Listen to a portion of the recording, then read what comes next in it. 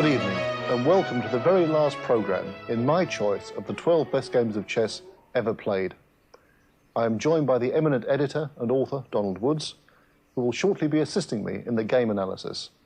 We will be looking at an explosive clash between Anatoly Karpov and Garry Kasparov, a game which typifies the battle between two of the greatest figures of contemporary chess, who have spent their careers in a marathon series of confrontations. Karpov learnt to play chess at the age of 4 and won the World Junior Championship in 1969. In 1975, at 24, he became the first man in history to win the World Championship by default. Bobby Fischer's refusal to play astounded the chess world and left the victor with a determination to prove himself worthy of the crown. As champion, Karpov energetically established a record for winning first prizes in tournaments. Korchnoi, one of the very best Soviet grandmasters, had outraged the USSR chess establishment by defecting. In 1978, Karpov narrowly survived Korchnoi's first challenge, but Karpov only survived as champion by the odd point. In 1981, Korchnoi's second challenge was brushed aside with great ease.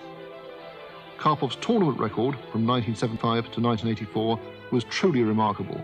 He won first prize in virtually every tournament he played in. But he met his match in the Azerbaijani Garry Kasparov. The challenger was a product of the Botvinnik school of chess.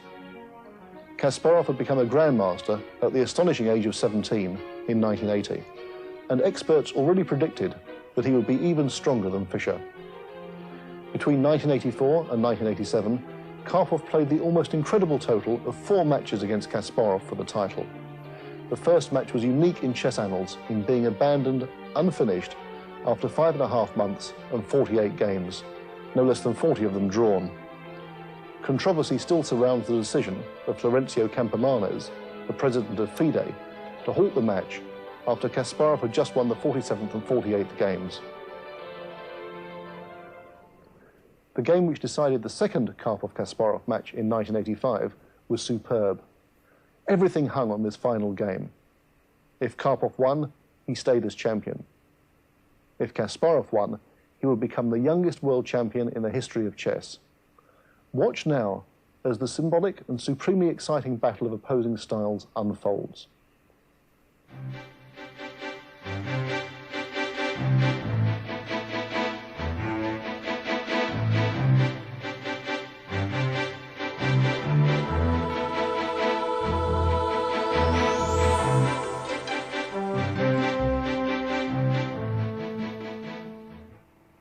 Karpov was white, and he played e4. And remember, a draw for Kasparov in this game, Donald, would have given him the title. He didn't need to win. So one might have expected perhaps the Caro-Kann defence, c6, which has a reputation for great solidity, or maybe anything tight, really. Anything tight, like e5, and maybe a Petrov defence.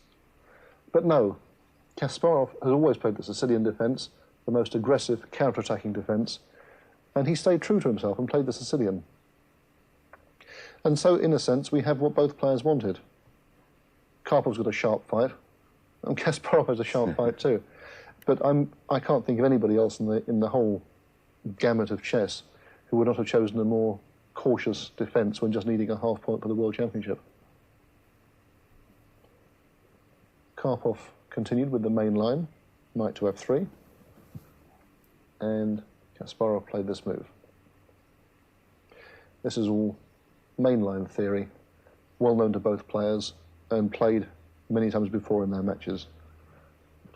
Black always takes in the centre here, and white takes back with the knight. And out comes the black knight, hitting the white pawn on e4, and the white knight comes out to defend it. And black plays this. Do you know what this is called, Donald? No, but I know that it's the variation. It's a consideration of those 2 knights there. It's called the Najdorf variation. Oh, Najdorf. After this that's the old Argentinian. That's right, yeah, old Argentinian Polish grandmaster Miguel Najdorf, who introduced this little pawn move, a6, into tournament play. But the funny thing about modern chess is that openings tend to blend and mould into each other. Although it's a Najdorf at the moment, after Karpov's next move, bishop e2, Kasparov chose e6. And suddenly, miraculously, we transposed in another variation. This one's called the Scheveningen variation.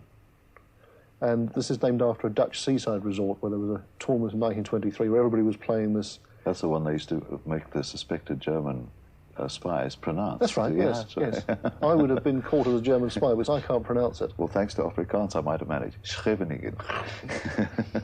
I won't try it. I'll stick to playing it. And Karpov castled. And out comes the bishop to e7. And the first real sign of aggression from white, pawn to f4. And although there's no immediate threat to use these pawns as a dangerous blunt instrument in the middle of at this stage, and for example, white could play e5, or he could play f5 in the near future. He doesn't want to do this. He wants to store up energy, keep these two pawns on e4 and f4, preparing to use them as a battering ram when the time comes, when the appropriate time comes. And also, you can see quite clearly here that black's committed to castling on the king side. He can never castle queen side in a variation like this. It's too open on the queen side. And when black does castle queen side, white's also considering playing a move like this, g4. And it's often around a move of that sort, g4, that the whole viability of the black defence stands or falls, because g4 can be a crushing move that chases black away and rolls them up like this. But also, don't forget that when white plays a move like g4, there's a whole vacuum of empty squares behind that troika of pawns on e4, f4 and g4, which if black is playing intelligently, perhaps can exploit, and he can sink pieces into those holes and really embarrass white. Karpov doesn't want to take prisoners. But so that f4 by white sets the scene. And of course, Kasparov castles. He must castle. He's got absolutely no choice. His king's definitely going to the king side. And now comes one of those little grandmaster moves. Yes, that's King what I referred h1. to, yes. I mean, even I, Donald, I said modestly, don't really understand Well, why. I was going to say, you know, it's funny you should say that, because one or two that we've had in this series, even I could spot. But why on earth has he made that? Well, I think it's because he wants to play this move, g4, fairly soon, and he wants his king tucked away out of danger as much as possible beforehand. But I admit it's a difficult one to spot. I mean, let's put the king back for a minute. And if I was white, I would seriously consider a move like this. I see nothing wrong with that. But this is a respectable move, and they're still playing according to known paths. King h1. And now Kasparov introduces one of the key themes of this Sicilian defence, the pressure for the black pieces on the half-open c-file, and the queen occupying the c-file already is a good start. And of course, black is considering in times to come playing a move like this, perhaps having the bishop go here, not only gaining space on the queen side, but also attacking the white pawn on e4. And Karpov's having none of that. Bang, he stops it. Now black cannot ever consider playing b5. So he switches plans, and out comes the knight. And finally, white develops the bishop. And Kasparov plays this move, rook to e8. Now that I'd like to hear more about. we're really, with this game, we're really in the stratosphere of chess technique and chess ideas. I mean, I think that in all the games we've looked at up to now, the first 11 in the series, I understand what both players are doing more or less all the time.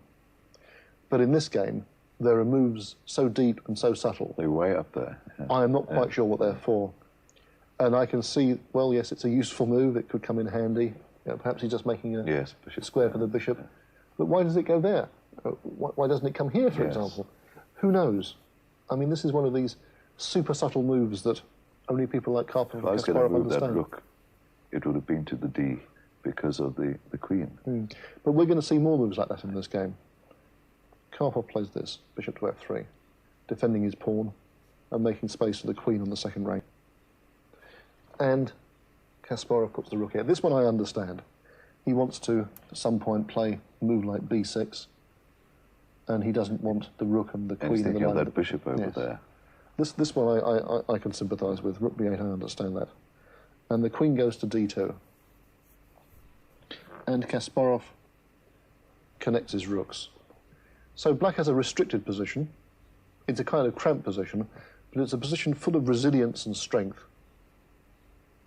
He can look forward to the middle game with confidence. His position is solid, and any attempt by white to aggress could rebound. And now Karpov plays this move, which contains a threat. The threat is to put the pawn here, and then perhaps sink a bishop into this square, exploiting the hole on the black queen's wing.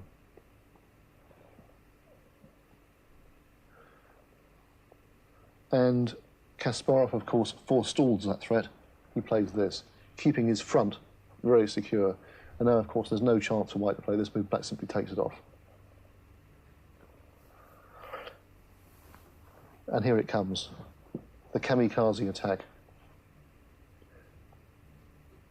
If Karpov wants to win this game, and he must win this game, his whole world title depends on it, at some point he has to play this move. And the threat is to come here, winning the black knight.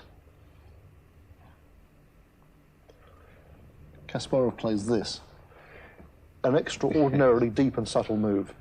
First of all, he's making a square on d7 for his king's knight, should it be attacked. Right. And secondly, now that white's played g4, he wants to relocate this bishop here, looking at the white king. Yes. He's already thinking about this vacuum created by the advance of the white pawns, and he wants to sneak in with that bishop in some future stage and have a go at the white king. And remember that, Donald, it comes in very important later on. So bishop to c8. Karpov ploughs on. The knight has to run away. And the queen comes over to f2. We saw this already in the Botvinnik Capablanca game. The piling up of white pieces, rook on f1, queen on f2, even though the f file is closed. Because it's going to open it. He's going to try and open it up later on. And now Kasparov starts to build a fortress around his king. And believe me, it's necessary. The bishop comes back. And Kasparov aims the bishop at the white king. The bishop came back there, the white bishop, to clear Clear the queen. third rank. Yes. You'll see what happens. He plays rook to d1. Yes. You'll see the point. This is so deep, you know, they're thinking so many moves ahead. And Kasparov continues to construct his fortress around the king. He plays the bishop back to c1. It's a funny kind of move, a retrograde move. You think, why is he doing this in the middle of an attack? What he's trying to do is to bring the rook up to this square, and then to transfer it over to here, to the direct proximity of the black king. Let's put the rook back. Bishop c1. And now rook to c8, increasing the latent pressure on this open c file, which is very important for black. Up comes the white rook, and the knight goes in, attacking the rook. Very important. And now the black queen and rook on that file are very usefully placed.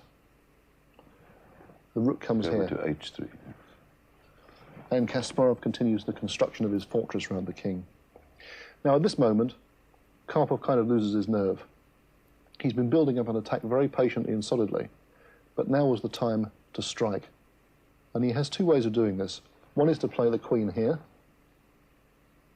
and the other one is to immediately push the pawn like this, which is really what he's been aiming for. Yes. And I think he had to do that. One of these two moves, or a combination of the two. But at this critical moment of the game, when everything is to play for, he plays a safety move. And this safety move is looking at the black pawn on b6. He's thinking about winning that pawn on b6. The queen and bishop line up against it. But in a game like this, where the world title hangs on it, thinking about a pawn on the queen's side is not what should be going on. He should be going for the king. And now Kasparov comes up with this incredibly deep defensive maneuver. He puts a rook here, kind of justifying the rook e8 he played before. And again, Karpov hesitates. He wants to see what Kasparov is doing. And again, I think this is the wrong frame of mind for such a decisive game. It was really, you know, he should have, perhaps even f5 now, pushing the pawn on. And now another extraordinary move, doubling rooks in a totally closed file. There's so many of Kasparov's moves in this game are so difficult to fathom. You know, the rooks, what are they doing? They're in a completely, they're not going anywhere. Why is he doing this? But you see, he's now discouraging white from playing this. because when black takes it off, suddenly this column of rooks that's been allowed to build up would be a devastating force in the middle. And also there's a possibility of the black pawn to e5.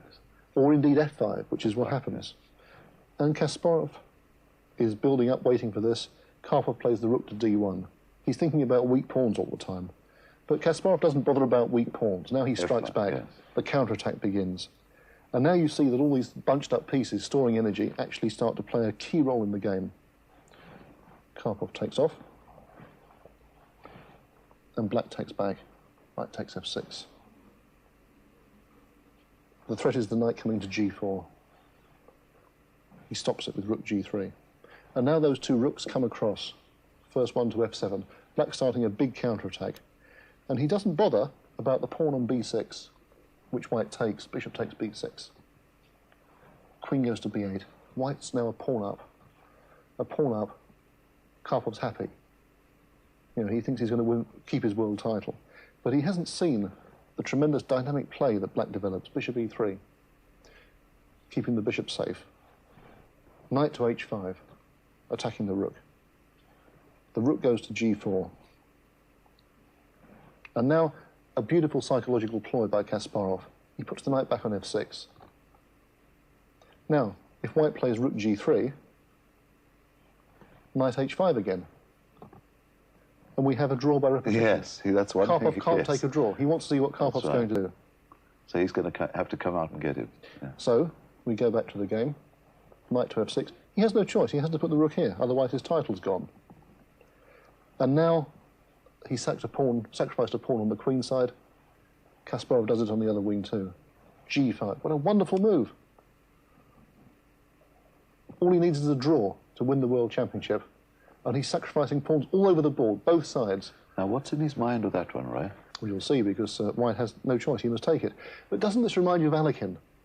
Alekhine's game with Bogolyubov. Kasparov is a student of Alekhine. He admires Alekhine. He said that he loved the way that Alekhine's attacks came like thunderclaps from a clear sky. You know, one moment it's sun shining, wonderful weather, and then boom, a thunderstorm. Everything's hitting you from all directions. And Alekhine used to play in the middle, the centre, the right, the left, all at once. This is what Kasparov's doing, playing on all sides of the board at once, utilising the full resources of the board. White must take it. And out comes the knight. Double attack against the white queen from knight and rook. The queen must come here. He captures the bishop. There's absolutely no defence, no alternative. He must take back. And now the knight sitting on b4 for so long jumps in. Yeah. Knight takes c2. And now at this moment of the game, both players are in raging time trouble. They have to play 40 moves in 2.5 hours each on the time clock. They're both very short of time. This game decides the World Championship. There's almost pandemonium in the playing hall in Moscow. Everyone's so excited. Karpov lashes out. He plays his queen into b6. And Kasparov, still a pawn down, offers the exchange of queens. But white's position is so loose now. Everything is scattered. The rook is scattered over here. The knight is undefended. This knight is very aggressive, the knight on c2. But really, black has the advantage. And what Karpov should do now is he should trade queens. He should play queen takes b8. But carried away by the time trouble, the excitement, the momentum, he plays rook takes d6. And now the drama intensifies. Rook to b7, hitting the white queen. The white queen must take on a6. And now, for the first time in this game, Kasparov makes a mistake. And I think it's the only game in the entire series where the time trouble, probably. Yes, that I've included. And this game is so dramatic and so well fought and so representative. I've chosen it anyway. But even in this game, the only game I say where the winner actually makes a serious detectable error. He could win more quickly now by playing this move, attacking the white queen. The white queen must move, abandoning the defence of the rook on d6, and the black queen on b8 will take the rook on d6. Yes. But short of time, due to this intense sporting pressure, Kasparov didn't stop to think. Makes it more obvious. He just grabbed the knight. Yeah. It should be good enough as well, but it's not quite as clear-cut. And now Karpov gets another pawn for his piece, rook takes e6. And Kasparov breaks in to the white position. This isn't just a pawn on b2 that's gone. He's trying, as I said before, he's trying to scythe his legions towards the white king and smash the white king as well. Yes, really I wouldn't have been able to resist the knight. And in desperate time trouble, Karpov sets a trap, queen to c4, threatening checkmate, double checkmate actually. Yes. The rook takes e8. And of course, the king sidesteps. And now, Karpov could still have kept the game alive by playing g6. There's still fight left in the position. There's still, even though he's a piece down, the game can go on. But on his 40th move, the last move of the time control, he has to make this one move before his flag falls, and he loses on time. Karpov plays this move. And now the long-awaited black counterattack against the vacuum around the white king. Queen here, check. Suddenly, black is attacking out of the blue. White's attack's evaporated. The king must go in the corner. Bishop takes g2 check. King takes g2. Now there are all sorts of possibilities. He can even win the queen with knight e3 check. But the clearest way is to play knight d4, check from the rook. And in this dramatic moment, Karpov resigned the game and his title. Whatever white does, like for example this move, then he can simply take off the rook. And black is just a rook and a piece up. No matter what. Yeah. And at this moment, when Karpov resigned, the hall broke into complete chaos.